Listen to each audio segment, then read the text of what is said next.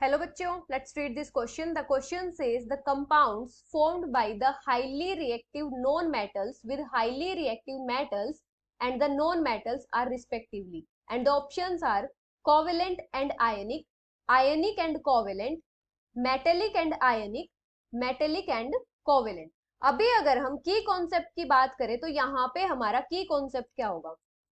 जो covalent compounds होते हैं उनमें बॉन्डिंग किस वजह से होती है? उनमें बॉन्डिंग होती है शेयरिंग ऑफ इलेक्ट्रॉन्स की वजह, sharing of electrons between atoms. जैसे जब भी हमारे कोई भी दो मेटल आयंस मतलब इलेक्ट्रॉन्स लूज नहीं कर सकते हैं तो वो क्या करते हैं? वो शेयरिंग ऑफ इलेक्ट्रॉन से बॉन्ड फॉर्म करते हैं और उन कंपाउंड्स को क्या बोलते हैं? कोवेलेंट कंपाउंड बोलते हैं। और उनमें बॉन्डिंग क्या होती है? कोवेलेंट बॉन्डिंग होती है। और ये किसकी वजह से होती है? शेयरिंग ऑफ इलेक्ट्रॉन्स की वजह से। अभी अगर हम बात करें आयनिक कंपाउंड्स की, तो आयनिक कंपाउंड्स में जो बॉन्डिंग होती है वो किस वजह से होती है? वो gaining and losing of electrons की वजह से। मतलब एक जो हमारा आयन होगा वो इलेक्ट्रॉन लूज कर रहा होगा और एक जो आयन होगा वो इलेक्ट्रॉन्स गेन कर रहा होगा। By losing and gaining of electrons. अभी अगर हम बात करें हाईली रिएक्टिव नॉन मेटल्स की, हाईली रिएक्टिव नॉन मेटल्स की, तो हाईली रिएक्टिव नॉन मेटल्स क्या होते हैं? क्विकली एक्सेप्ट कर सकते हैं इलेक्ट्रॉन्स, ये कभी डोनेट नहीं कर सकते इलेक्ट्रॉन।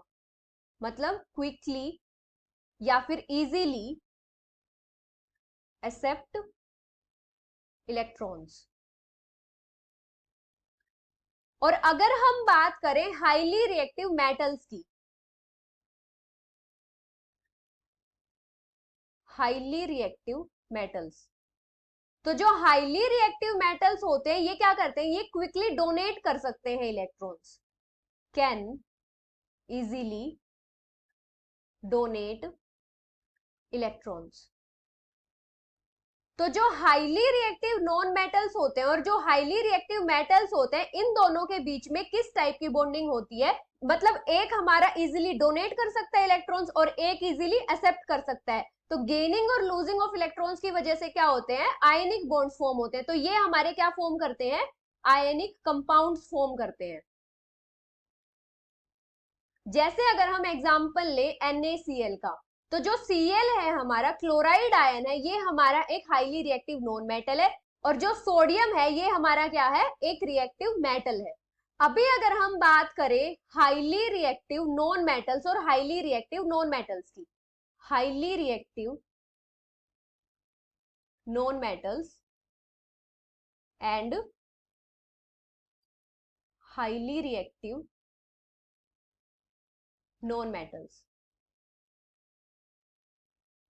इनमें क्या होता है? इनमें से कोई भी इलेक्ट्रॉन्स डोनेट नहीं करता, ये सिर्फ एक्सेप्ट कर सकते हैं इलेक्ट्रॉन, जिसकी वजह से क्या होता है? ये जो बॉन्ड फॉर्म करते हैं ये शेयरिंग ऑफ इलेक्ट्रॉन्स की वजह से बॉन्ड फॉर्म करते हैं, मतलब कोवेलेंट बॉन्ड्स फॉर्म करते हैं।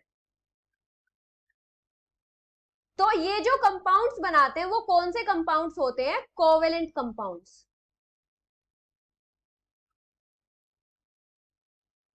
ये शेयरिंग ऑफ इलेक्ट्रॉन्स की वजह से, मतलब एक दूसरे के साथ शेयर कर लेंगे इलेक्ट्रॉन लेकिन डोनेट या फिर एक्सेप्ट नहीं करेंगे इलेक्ट्रॉन, क्योंकि ये डोनेट तो कर ही नहीं पाते हैं। Share electrons with each other. तो क्या होता है? जब हाईली रिएक्टिव नॉन मेटल और highly reactive non metal combine करते हैं तो इनके बीच में कोवेलेंट बॉन्ड्स फॉर्म होते हैं और जो कंपाउंड्स फॉर्म होते हैं वो कौन से कंपाउंड्स होते हैं? Covalent compounds. So the final answer is ionic and covalent, which is option B. Hope you understood it well. Best of luck.